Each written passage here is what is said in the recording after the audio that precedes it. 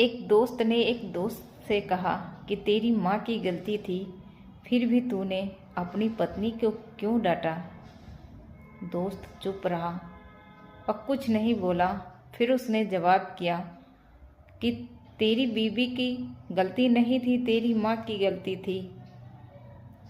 दोस्त खामोश होकर बड़े शांत मन से उसने अपने दोस्त का जवाब दिया, यार, मेरी माँ को मैंने इसलिए नहीं डांटा क्योंकि मेरी माँ ने मुझे इस दुनिया में जन्म दिया है। मैं माँ की वजह से ही इस दुनिया में हूँ, क्योंकि मेरी माँ ने न जाने कैसे मुझे पाला होगा।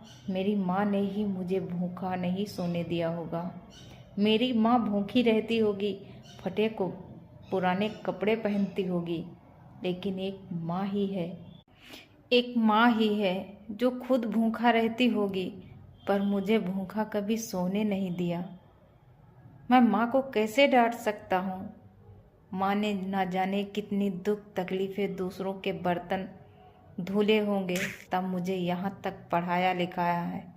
मैं आज काबिल हो गया हूँ।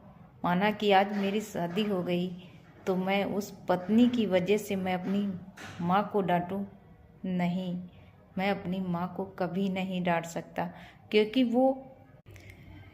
वो आखिरी पड़ाव में है और मैं उनका दिल दुखी नहीं करना चाहता। मेरी पत्नी भी उनको अपनी सासू नहीं मानती, सासू माँ मानती है, क्योंकि मेरी पत्नी के लिए वो एक माँ है। वो जानती है, इसलिए वह भी चुप रही और कुछ नहीं बोली।